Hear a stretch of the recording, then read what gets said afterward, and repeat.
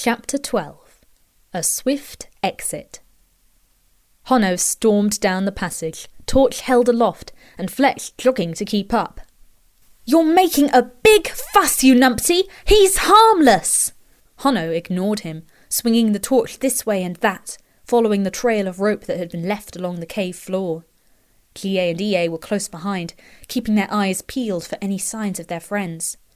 "Would you... look, just... oi, listen to me!" Fletch dived in front of Honno, seizing the torch and pointing it at him. "Don't lose your nerve now! I've got everything under control, all right?" "What about our friends?" said Bligh, exasperated. The torch waved towards him threateningly. "If they've got any sense, they'll keep their heads too. This is not an emergency." "Shut up, Fletch." "Excuse me!" "No!" Honno clamped a hand over Fletch's face. "Didn't you hear that?" Everyone stayed very still, though Fletch wriggled. No one made a sound. Somewhere from deep in the stone, the smallest of echoes drifted on the air. It faded as quickly as it came, and was followed by a silence that was almost long enough to make them doubt they'd heard anything. Then it came again, a lot closer this time. Honno seized the torch and ran down the tunnel as the flames lit the stone in bursts of sandy yellow and rusty grey, flitting between flashes of darkness as their shadows ran past. The stream glittered from deep on their right. Their path seemed to be slanting upwards, and the ceiling was getting lower. It was more climbing than running now. Then something sprang at Honno, knocking him into Ea and Fletch, who both tumbled backwards. Someone else tripped and fell on top of them. The torch clattered down the rocky slope, rolling to almost a standstill, before slipping down a large crack at the base of the wall and vanishing from sight. Everyone tried to disentangle themselves in Bligh's dim light, but Abrian and Gina were in a very big hurry. "What are you doing here?" "I can't see you. Who's that?" "Where's Fletch?" "Here, you fat plonker!" "Would you get off? Hurry up, get up!" Abrian barely touched the floor as he yanked his friends upright. Gina was pulling Ea by the ponytail and Fletch by his cord. What's going on?" called Bligh, flying through the air beside them. "Evacuating!" shouted Abrian, scrambling up the passage as if the stone was on fire. "I don't know where it's gone," called Gina, glancing back over her shoulder. "Oh no," Abrian groaned. The stream seemed to be running more actively beside them. Large waves were pushing their way down the passage from upstream, as if something very large was forcing the water out of its way. Abrian and Gina redoubled their pace, dragging the others helplessly in their wake. They were almost at the mouth of the tunnel opening into the cavern where the boat was moored, when they came to an abrupt halt. Something had got there first. For a brief moment, Bligh thought the rocks must be moving, but soon realised they bent and flexed too organically to be made of stone. Its legs were short and muscular, and there seemed to be 6 of them, with 5 thick-clawed toes at the end of each. A powerful, rigged tail the same length as the blue-grey body was draped across their landing ground, with its tip still in the water. None of them, even Abrian, had seen anything like it before. Gadav's head was buried in the rowing boat, and his sides were swelling like a blacksmith's bellows as he sniffed about. A few of the Goromasoltia still clung to his back, wiggling in a rather bemused manner, as if they hadn't quite registered that their bed had taken itself off for a walk. "You nosy stinker! That's not yours!" shouted Fletch, striding forwards, but Ea pulled him back, then immediately froze as Gadav lifted his snout from the boat and turned to look at them. He really did have a lot of teeth. His eyes were small, with a playful twinkle, but all the failed notion saw were the teeth. They stood, paralysed with terror, as Gadav's nostrils flared faster as he took in their fascinating scent. Very slowly, he took 1 step forwards, paused for a moment, then began advancing towards them very fast. That was more than enough. The failed notions with legs scattered, and Bligh darted upwards as Gadav dived for him. He was a massive beast, but he could move when he wanted to. No matter which way they ran, a part of Gadav was in the way. Hissing and rolling with his jaws wide open, he joyfully chased them. Fletch shouted something at him, but Gadav was enjoying himself too much to listen, crushing the rowing boat as he pursued Hono. With no other means of escape, Gia yelled for them to swim for it as he hovered over the dark stream. Abrian had already fallen into the shallows and was one step ahead of him, grabbing Ie and Gina before leaping into deeper water himself. Hono followed, pulling a furious Fletch behind him. Soon their toes couldn't reach the bottom, and the current swept them off their feet. Despite the water's gentle appearance, the current was unnervingly strong. They had no need to swim as it dragged them through the bowels of the underground. Kie desperately tried to keep track of everyone, while constantly looking back to see where their pursuer was, but he couldn't see anything. Gadav wasn't going to give up the game yet, but where he'd gone was anyone's guess. In the water, Kie's friends were struggling for breath and fighting not to be sucked under or slammed against rocks. They were beaten and bruised before the passage widened and the water grew shallow again. With a desperate scrambling effort, they waded or crawled free of the water and onto firm ground. Abrian had to wade back in to pull out Ie, who was liable to sink on account of his stitches. Through their dripping, sore confusion, Gina felt the softest waft of fresh air on her skin. It was coming from the shadows to their left. Behind them, the water began breaking into threatening waves again. "I'd like to get out, Abrian! I'd like to get out now, right now!" called Ie, struggling backwards as Abrian hauled him out. "Gie, light the way!" shouted Hono. They pelted up the left passage, following the wafts of air. It grew stronger with every step, though the rocks were rough on their hands and knees as they clambered over them. A low, guttural hiss in the darkness behind them indicated Gadav was on his way. The rocks were growing distinguishable now. Kie's blue glow wasn't as effective anymore. And suddenly there was light as they spilled out of the tunnel into an immense space. The cave roof arched away up over their heads as if it had been carved out with a gigantic spoon. An opening at the very top showed a ragged window of grey sky. Rain was dripping through and falling soundlessly down the long drop to the stone floor. This must have been the sinkhole Fletch had mentioned. The sinkhole by the cliffs, and its opening could be their escape. If only they could reach it. "I'll distract it!" shouted Kie as Gadav's snout appeared at the other end of the tunnel. The walls were uneven, with plants growing out of the rock that fell away as they took hold of them. Everyone's arms ached and their shoes were torn, but the set of teeth below them was excellent motivation to keep climbing. If they could just get through the opening, Gadav wouldn't be able to reach them. Hono managed to heave himself onto a small ledge halfway up, and leant over to help Abrian, who was struggling with the sodden basket still strapped to his back. "Take it!" panted Abrian, slipping it off and passing it one-handed to Hono. "I need to catch my breath!" Hono seized the basket, then moved to make room for the others.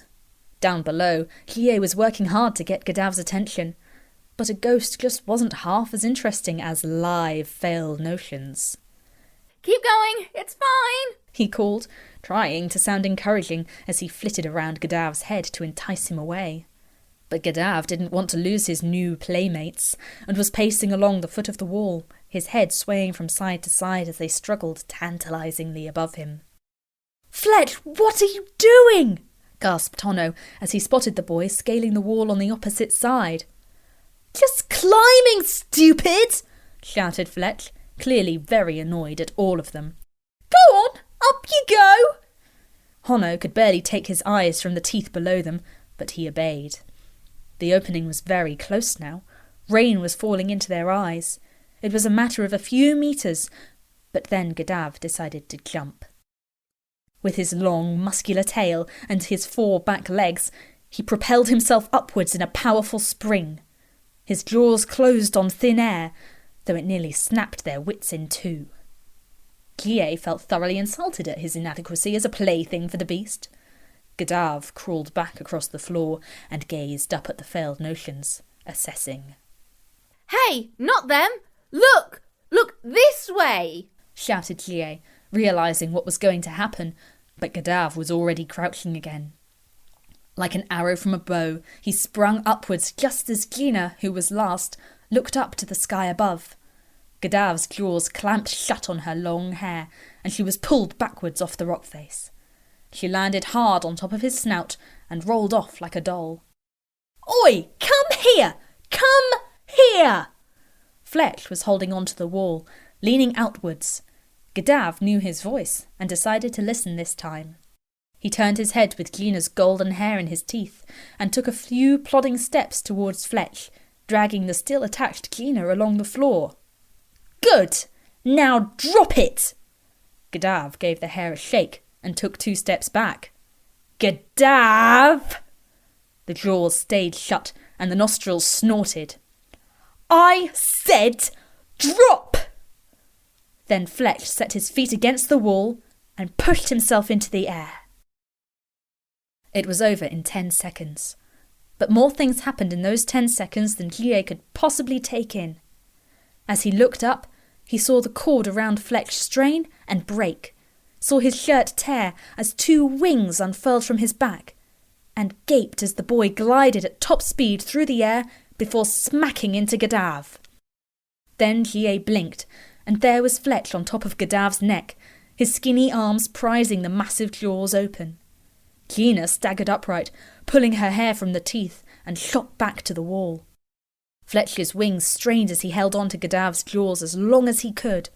Bligh could only stare in mingled shock and amazement. Finally, Fletch couldn't hold on any longer and let go, jumping backwards, using his wings like a kite to steady his landing. Bligh saw his friends were almost at the top of the cave, but the roof nearest the opening was formed into a cruel overhang. Gadav saw them too, and began to crawl his way to the foot of the wall, his claws scraping against the rocks.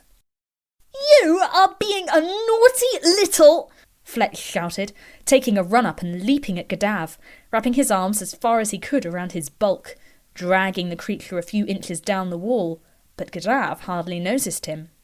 He was fixed on one thing alone. Well, 4 things to be precise, struggling just above him. Abrian was in the lead. He looked down over his shoulder and instantly wished he hadn't, as those teeth shone back at him. The rim of the sinkhole was close, but he would have to let go with his legs and use his arms, as the overhang forced him horizontal. "Hurry if you can, Abrian! It's a bit uncomfortable here," called Honno, while Gadav made a snap at his tail. "Ooh, wow!" gasped Bligh, as Abrian let his legs drop away from the wall and hung on with just his arms, the others close behind. Abrian could feel the rock digging into his fingers, and his arms were screaming at him. All he could see was the rock face. All he could feel was his own weight wrenching at his shoulder muscles. Gritting his teeth, he tore a shaking arm off the stone, his other hand about to give out, and made a grab for the rim of the hole, and missed. He felt the fingers of his other hand slip from the rock, felt everything rush upwards as he began to plummet. But he didn't fall as far as he feared he would. He felt a terrible jolt in his arm and something tight on his wrist. Blinking upwards, he saw a pair of hands clutched around his own, and a pair of beetroot pink eyes grinned down at him over the mouth of the hole. They blinked, then nearly went cross-eyed with effort as they pulled him upwards. In a few seconds, Abrian was able to get his other arm outside the hole and wriggled until his top half fell onto damp grass. Rolling over, dizzy with fear and surprise, he came face to face with a very familiar small person. "I know. I am clever, aren't I?" said Annie, beaming. "You know, I think I just saved your life." "You can save ours too, please!" someone shouted from within the hole. Annie jumped and hurried back. "Ooh, there's more of you!" "Annie? It's Annie?" Gadav sprang and nearly got hold of EA's feet. Annie collapsed into giggles. "Stop laughing, it's not funny!"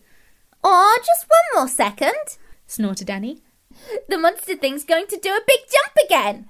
"Now, Annie!" It took a fair while, plus a lot of near slips, before Honno, Gina and EA were lying next to Abrian, safe, out of breath and aching, but in the open.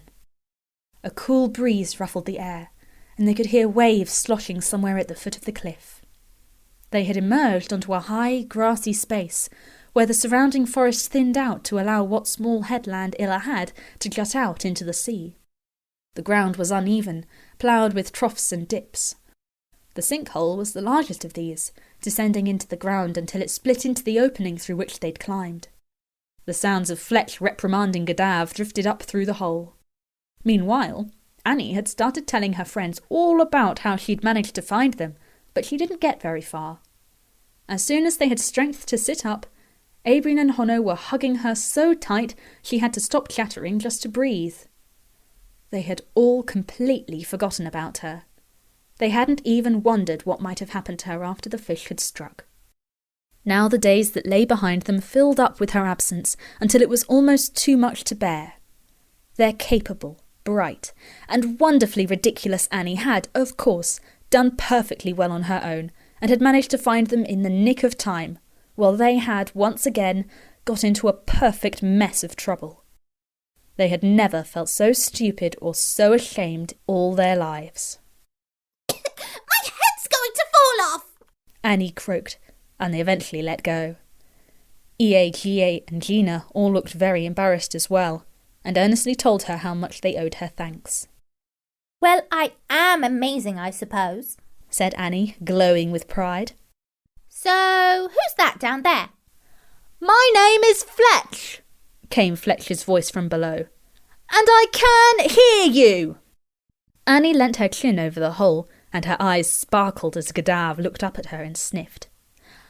I do like your monster thingy, she said, cupping her hands around her mouth.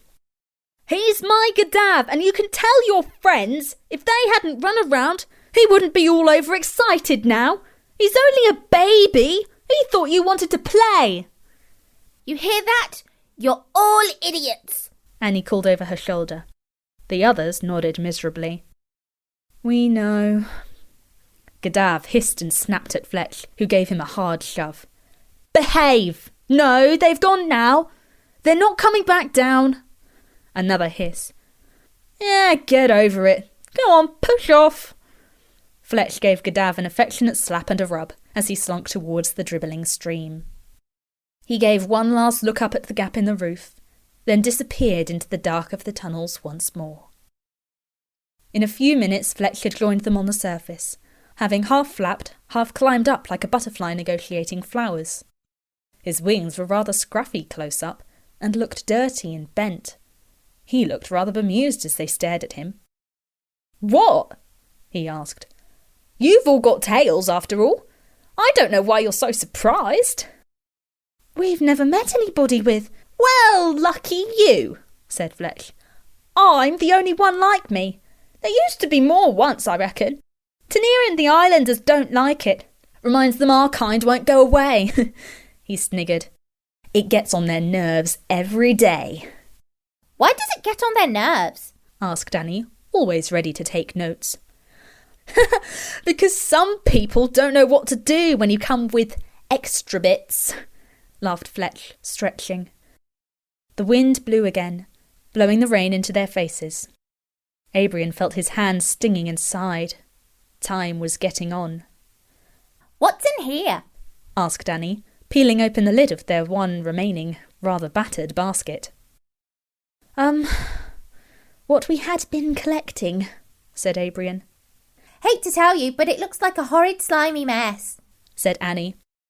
Wait, there's still stuff in there? Exclaimed Gina, seizing the basket and wrenching it open further. Despite being squashed, flooded, and crushed through the caves, it still contained a miraculous amount of sticky threads from the Goromasoltia. Abrian gaped. They had both thought their cargo had been lost. Honno stared, then laughed. You got some? Yes, we got some, said Abrian, suddenly forgetting the aches and stings and feeling 100 times better. Annie had no idea why they were making such a fuss over a basket of slime, but she was given several explanations as they were led by Fletch away from the cliffs and back to the village. They were cold, shaken and bruised all over, but finally they had won a step forward in their plan. Honno and Abrian didn't stop apologising to Annie, who had already forgiven them a long time before she told them so. She enjoyed their new shamefaced attitude. Gina, and Ie all stayed quiet, but felt equally guilty.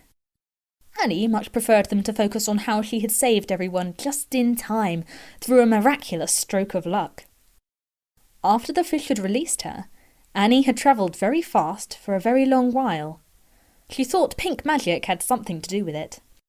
She must have passed out, because when she opened her eyes again, there was a lot of salt water up her nose and sand in her mouth, as she lay on a beach with the sea tickling her ankles. She had never been on a sandy beach before, so had crunched up quite a lot in her mouth before realising it wasn't very nice. Where the tide had swept her to was anyone's guess, but Alariana later explained it must have been Ilhutu, the smallest island of the archipelago, that lay almost completely hidden behind Allaire. Nobody lived there because it held a wide, shallow lake of viciously hot, steaming water. When Annie woke up on Ilhutu's beach, it was very dark. All around her were tall rocks and a haze of fog. Vents of steam came from cracks in the ground, like someone had buried boiling kettles underneath it.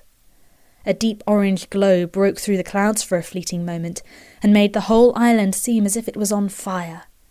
Though she'd never admit it, it made her quite uneasy.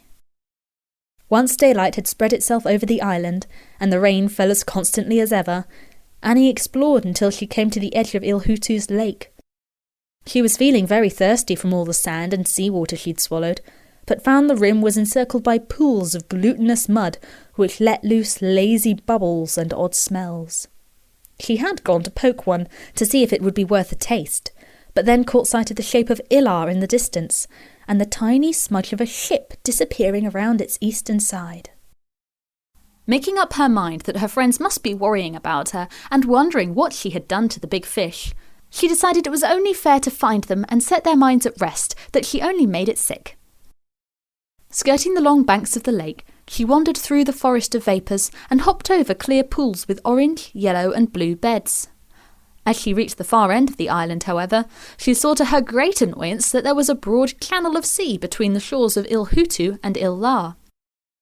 Annie knew she was too hungry to try and swim across, and whatever she had said back at home, and no matter how many times she'd fallen in the castle's moat, she had never really got the knack. So Annie sat on the edge of this steaming, smelly spot of land, staring at the green slopes of the island beyond, and soon began to feel a little lonely. Hours drifted by while she churned over how to seek further vengeance on the fish that swallowed her, on the sea for being so unnecessarily salty, and on her hat, which hadn't managed to escape the inside of the fish with her. The latter was perhaps the worst betrayal of all.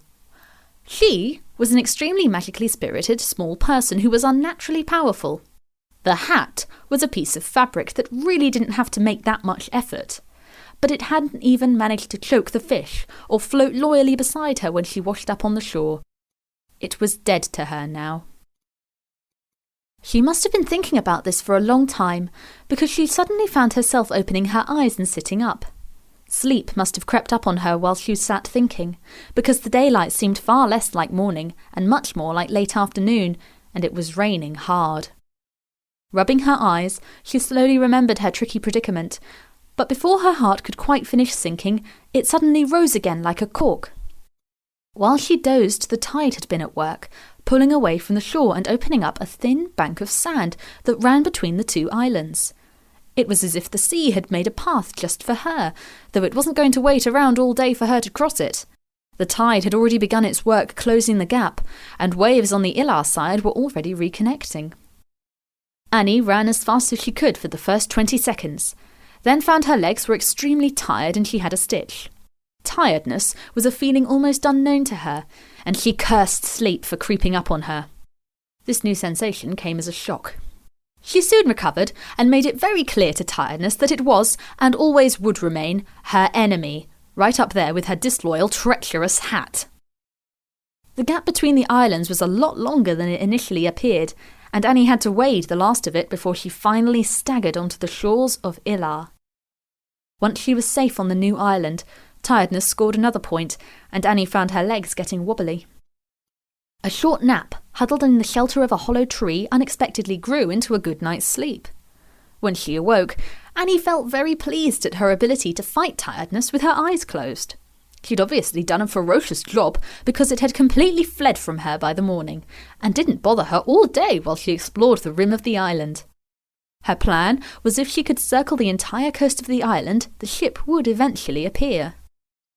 Getting up onto the cliffs seemed like a good route to take, as she might get a decent view of the place from there. But she soon became intrigued by the dips, drops and hollows that peppered the cliff tops, and so stayed a while, enjoying finding out which ones led to bottomless pits. It was only when she was thinking of moving on that the sound of echoing voices, one speaking in capital letters, had floated across on the wind, coming from the lowest and deepest of the holes. "I'm so sorry, Annie," said Abrion for the 200th time. Annie giggled, soaking up the pathos like a sponge. "You'll have to love me forever now. Anyway, isn't there anyone else stuck in that cave? Did everyone else stay on the ship?" She was keen to show off some more heroicism before the end of the day. While Hono explained all that had happened after Annie had been swallowed by the fish, Gie felt another pang of anxiety as he felt once more the significant lack of Delilah. He tried to distract himself, listening to Fletch explain to Annie how he had found Gadav in the mysterious vanishing crack in the cave, heard Abrion wondering if Pippa would take to turnips, and Hono complaining about his sore head. It took them considerably longer to get back to the village compared to their journey that morning, as the sinkhole was in quite a different part of the island. But they were back at Alariana's house now, packing away their dry clothes and belongings. Gina recounted their terrifying escape in the dark when Gadav first found them, while Alariana looked for jars as Abrion and Annie scooped out the slime from the basket. Alariana stayed quiet as they worked, but inside she overflowed with happiness. Out of everything she had left behind after leaving Feldnor, she had missed Annie the most. To have her suddenly appearing after the arrival of the rest of her friends was almost too much for her to process. Meanwhile, Annie, who took almost every strange surprise completely in her stride, kept up an unbroken stream of chatter as if Alariana hadn't left at all. Alariana nodded and said the occasional, "Oh, really?" or, "And then what did you do?" But she wasn't taking much in. She was just happy to float in the hubbub of voices filling her house. "And I thought we were going to die! It was amazing," said Gina, her eyes sparkling. "It was just like the adventures we said we'd have when we were smaller." She glanced towards EA, but he somehow became very busy stowing his book away. Gie wondered if she meant when she, EA and Gie used to run wild in Feldnor as children. Well, Gie had been brought along for the ride, but they had all been very happy. EA and Gina used to get along so well. The more Gie thought about this, the more that hopeful feeling resurfaced again inside him. EA was reading all the time. Gina had problems with her magic. Gie inwardly squeaked as an idea popped into his head. EA must be reading to find a way to help Gina with her problems, just as Gie had done for Delilah once. He smiled to himself. Maybe EA wasn't so different from him after all. "Why are you pulling that face, Gie?" Gie remembered where he was and saw his brother looking at him nervously. "I was smiling, EA." It looked sinister. "A smile isn't sinister." "Whatever you're thinking must be." "It's nothing." But Gie couldn't help but snigger to himself, looking sideways at his dear brother. Oh, so secretive, yet oh, so easy to read. EA began edging away, but Gie took no notice. Suddenly there was a gust of air which blew all these thoughts from Gie's mind as the front door opened. Fletch froze, reaching for something while standing on the table, using his wings for balance. Tenir stood in the doorway, the regular pouch of money in his hand. His eyes fell on a shirtless Hono changing into his dry clothes. Abrion and Gina decanting glittering slime into jars while fending off Annie, who was still covered in fish vomit. Then he noticed EA rebandaging his tail, and Gie hovering by the ceiling with a strange smile on his face. Last but not least, his eyes settled on Alariana and her twitching ears. "I'm really, really sorry," said Abrion for the 400th time that day. "Honestly, I said it's fine." said Alariana, placing her travelling bag beside their gear on the edge of the harbour wall. Look, I'm going to be honest. In all fairness, it was only a matter of time before they told me to leave. Or I decided to go myself. I think it will do Fletch good too. Getting away from Illa, that is. All the same, Abrian felt thoroughly guilty as he watched Honno loading Alariana's small collection of belongings into the dinghy, being careful not to hit his head on its sail. Tenir had at least provided them with a small boat. It was his kindest way of insisting they all leave the island at once, and it could take Fletch and Alariana on to wherever they needed to go.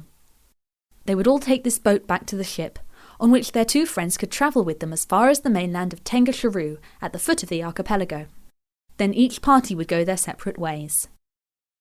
Despite the sorry situation, Chie felt glad his old friend would be travelling with them, even if it was for a short while. He also wondered where she and Fletch would journey on to, what they would see, and if they would be able to find a quiet place to live in peace. Where is Fletch, by the way? He asked, chuckling to himself at the idea of Fletch and peace coinciding in the same sentence. He went to go get himself some supplies for the trip, said Alariana. Though he shouldn't need that much anyway. You said your ship was resupplying here after all. Oh, I think that's him coming now. Fletch's voice was drifting on the wind. You always heard Fletch before you saw him. Sure enough, the boy soon appeared, his arms filled with a heavy sack. 3 girls followed him, heaving another, even larger sack between them. Slow down, Fletch, or we'll drop them, called one. Keep up, said Fletch over his shoulder, throwing his sack into the boat, where it successfully landed on Honno. Fletch, what's this? asked Alariana, bemused. You mean them? Fletch glanced at the girls. They're my friends. The blonde 2 sell me the turnips, and the brown-haired one is staying with them. He bowed theatrically to the girls. Lay, and Anu, this is Alariana, who I told you about. Alariana went a little pink in the cheeks and smiled shyly. It's very nice to meet you 3. Fletch is our best customer, said the girl called Em, twiddling with a lock of her blonde hair. I like your ears, she added, gazing at Alariana's fluffy ears as they twitched with every word. Alariana was flattered and rather taken aback by the compliment. Say, you have a tail? said Chie, no longer bothering to stay opaque and peering curiously at the girls. Lay nodded happily. Yep, my family come from Fealdnor. We're allowed to stay here because we're only passing through.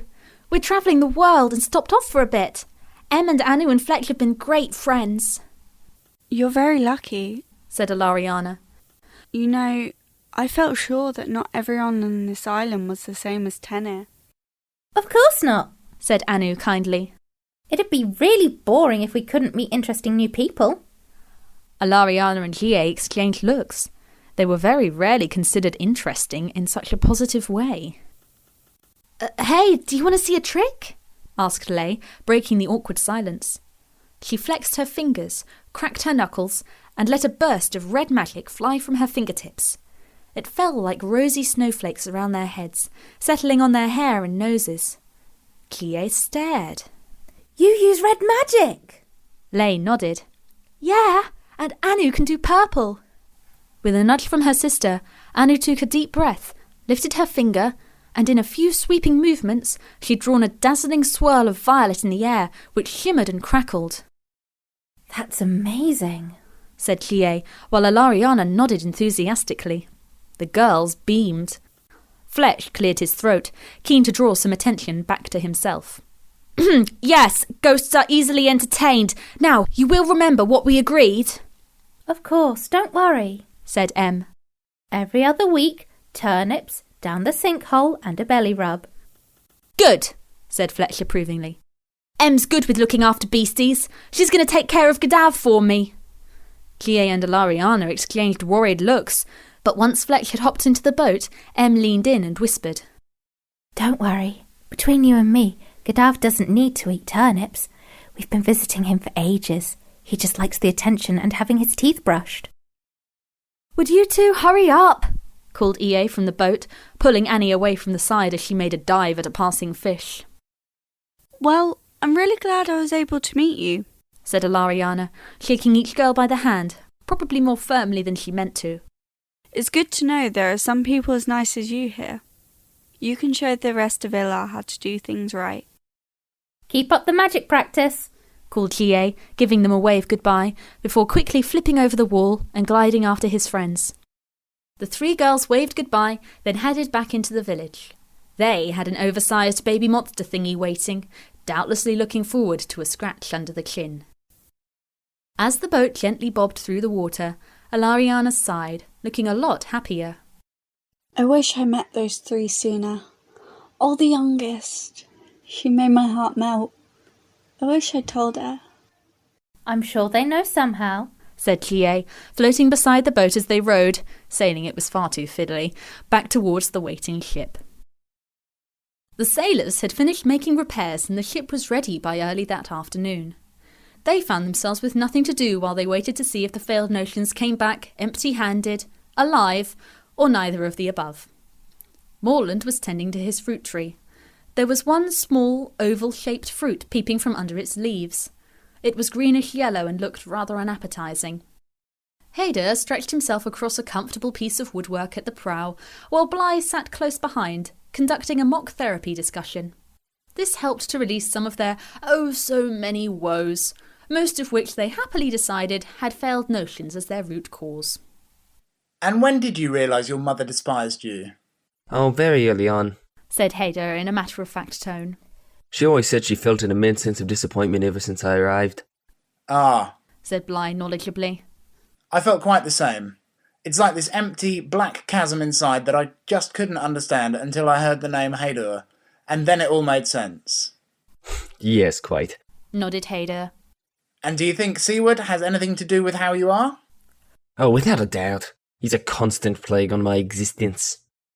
It's where all our dear failed notions learned it from, agreed Bligh, smirking as Seaward strolled by, listening to their talk and nibbling from the box of hardtack Pippa wouldn't eat. Well, you know what the problem there is, of course. Haidur went on. What? Bligh asked his patient. Seaward's an imbecile. Both of them collapsed, sniggering as the box of hardtack missed Haidur's ear by inches. Haidur leapt up and chased a cackling Seaward who hid behind the mast. You know what this means? Said Haidur, hardtack box in hand.